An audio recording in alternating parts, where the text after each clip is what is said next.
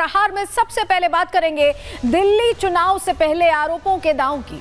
विधानसभा चुनाव नजदीक आते ही दिल्ली का सियासी पारा हाई हो गया है। बीजेपी और कांग्रेस ने अरविंद केजरीवाल के शीश महल को मुद्दा बनाते हुए आम आदमी पार्टी को घेर लिया है। वहीं अरविंद केजरीवाल की आम आदमी पार्टी भी पूरी ताकत के साथ चुनावी हमलों का जवाब दे रही है। तो अब कैग रिपोर्ट जो सामने आई है, कथित रिपोर्ट, उस पर हंगामा मच गया है।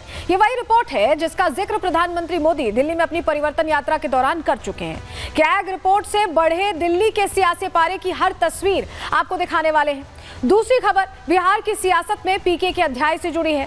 दरअसल 5 दिनों से मनाही के बावजूद पटना के ऐतिहासिक गांधी मैदान में आमरण अनशन कर रहे जनसुराज के संस्थापक प्रशांत किशोर को तड़के पुलिस ने गिरफ्तार किया।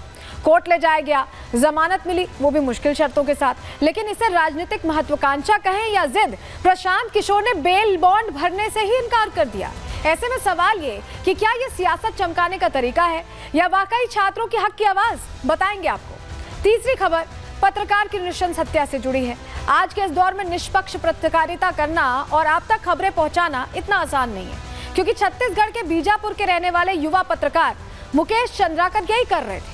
उनकी हत्या सिर्फ इसलिए कर दी गई क्योंकि उन्होंने एक बाहुबली ठेकेदार के भ्रष्टाचार को दुनिया के सामने रख दिया था। और अब जो पोस्टमार्टम रिपोर्ट सामने आई वो डराने वाली। सरकार और सिस्टम में बैठे अधिकारियों से सवाल पूछने पर क्या यह हश्र किया जाएगा? पूरा अपडेट इस खबर पर आपको देंगे, बताएंगे दबंग ठेकेदार और उसकी साठगांठ के बारे में भी। और आखिर में बात करेंगे नए वायरस के डेंजर इफेक्ट की। चीन में HMPV संक्रमण के मामलों की जैसे जैसे रफ्तार बढ़ रही है, पूरी दुनिया में हाहाकार मचता जा रहा है। पूरी दुनिया सकते में है। कोरोना की मार झेल चुकी दुनिया का ये डर लगातार बढ़ता जा रहा है कि कहीं कोरोना वायरस की तरह ही HMPV वायरस जो है वो इंसानियत के लिए बड़ा खतरा न बन जाए, क्योंकि ये चीन से निकला है और फिर हांगकांग, मलेशिया, भारत से होते हुए इंग्लैंड तक पहुंच गया है। आपकी सेहत से जुड़ी यह खबर आपको जरूर देखनी चाहिए पूरी जानकारी के साथ। लेकिन चलिए सबसे पहले बात करने वाले हैं दिल्ली चुनाव की ही, क्योंकि यहाँ पर जिस तरह से भ्रष्टाचार का नया खुलासा कैग रिपोर्ट की जानकारियां सामने आने के बाद हुआ है, फिर से चर्चा तेज हो गई है चुनावों से ऐन पहले। बात सबसे पहले इसी की।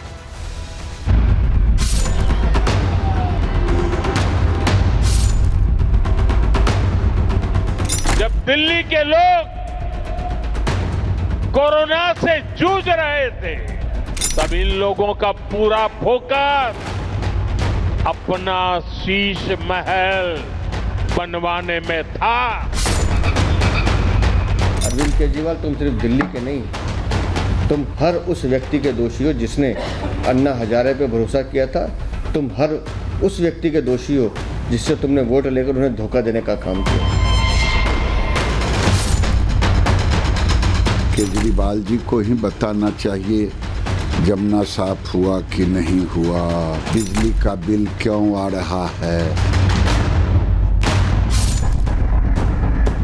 ये आपदा का सरकार को हटाना है और पब्लिक ने इसको ठान लिया है और इसको हटा के ही रहेंगे।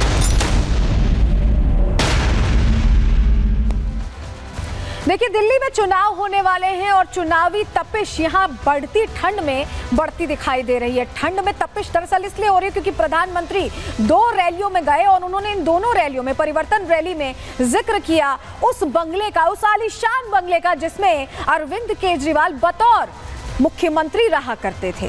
और उसका जिक्र हुआ ही था कि CAG की रिपोर्ट आ गई जिसने हैरान करने वाले खुलासे किए और भ्रष्टाचार के जो आरोप बीजेपी लगा रही थी आम आदमी पार्टी पर, उसको मजबूत कर दिया। और मजे की बात यह है कि ये आम आदमी पार्टी की पुरानी सहयोगी कांग्रेस को भी पसंद आ रहा है, क्योंकि उन्हें भी बैठे बिठाए दिल्ली चुनाव से ऐन पहले मुद्दा मिल गया है। तो किस तरह से ये मुद्दा भारी पड़ने वाला है, क्या कुछ हुआ है आज दिल्ली में, चलिए पूरी जानकारी सबसे पहले आपको तस्वीर के जरिए देते हैं। पहले तस्वीर दिखाएंगे आपको कि कैसे पोस्टर वॉर सुबह से छिड़ती दिखाई दी। तस्वीर ये देखिए, ये दिल्ली में जो कुछ चल रहा है चुनावों से पहले उस पोस्टर की तस्वीर आपको दिखा रहे हैं। अलग अलग पोस्टर्स के जरिए जो सियासी तपिशें बढ़ा दी गई है, शीश महल बनाने का जिक्र किया गया है और प्रधानमंत्री ने आपदा कहा था, आपदा वाली सरकार, और उसका भी जिक्र इस ट्वीट में, इस तस्वीर में, इस पोस्टर में आपको दिखाई दे रहा है।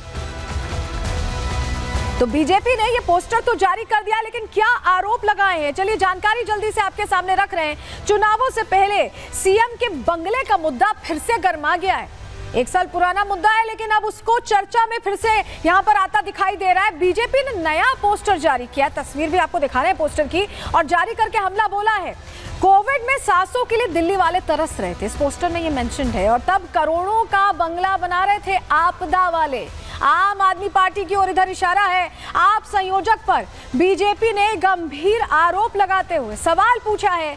जिस तरह से कैग रिपोर्ट से ये हैरान करने वाला खुलासा हुआ है, कहीं ना कहीं चर्चा तो बनी हुई थी, लेकिन अब रिपोर्ट ये बता रही है कि वाकई बड़े पैमाने पर इतना खर्चा, इतने पैसे यहाँ पर लुटाए गए हैं, जो अपने आप में बता रही है। और सबसे पहले आप समझिए, कैग रिपोर्ट से जो खुलासा हुआ है वो भी एक एक चीज तफसील से बता रहा है कि कैसे ये जो आलीशान बंगला, जिसकी तस्वीर देखी आपने, जिसकी चर्चा होती है, उसने बता दिया है कि ये बंगला बहुत पैसे खर्च करके बना। कितने पैसे कहां खर्च हुए, कैग रिपोर्ट क्या कह रही है, चलिए जल्दी से जानकारी आपके सामने रख देते हैं। आपको बताते हैं, पूर्व सीएम केजरीवाल के आवास पर यह कैग रिपोर्ट आ गई है, जो आलीशान आवास था, और रिपोर्ट को लेकर बीजेपी ने आम आदमी पार्टी पर सवाल पूछा, निशाना साधा है। रेनोवेशन पर लागत से 3 गुना से भी ज्यादा पैसा यहां पानी की तरह बहाया गया है।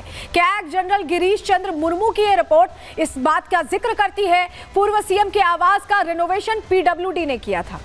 रिनोवेशन के लिए 7.91 करोड़ रुपए की लागत का अनुमान था। ये पैसा, ये लागत याद रखिएगा, अनुमान था 7.91 करोड़, लेकिन 2020 में इसके लिए 8.62 करोड़ रुपए का बजट दिया गया, यानी जितना अनुमानित लागत थी उससे थोड़ा बढ़ा कर दिया गया। चलिए घर की बात थी, कुछ बढ़ गया होगा, लेकिन कुल लागत कितनी आई? 7.91 का आंकड़ा आपको याद है ना। उसके बाद 8 कुछ की यहाँ पर बजट दिया गया, और लागत कितने की आई?